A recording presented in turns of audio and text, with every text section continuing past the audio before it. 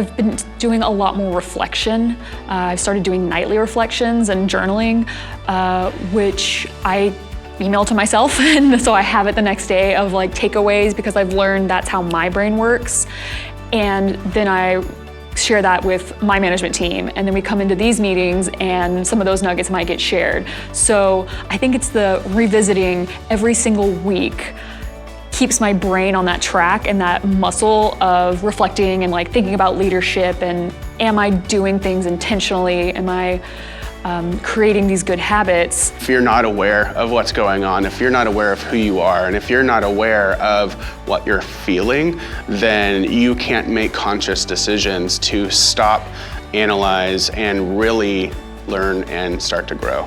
I really do have public speaking fear, and so when I have to lead group meetings, I have a little more confidence doing that, and just knowing that if I know my job, I know I can, and I know how to, reflect that to the team and give them the tools to do their job well, then I'll be successful.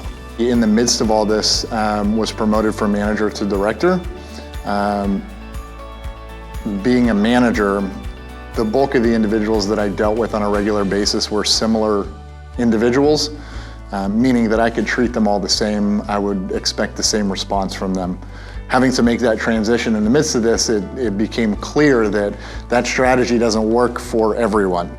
The way that I treat the people that I used to manage, the way that I need to treat the people that I now manage, it's different. And without this training course, I would have simply stepped into this role and probably failed, because I was unaware that I needed to make a change.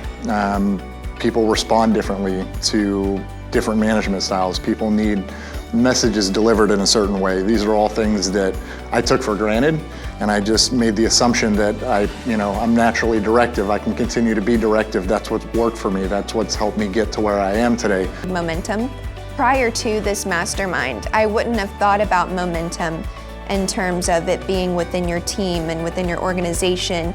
But now that I have that word, I can attach it to those instances where we do really feel momentum within our group and within our team.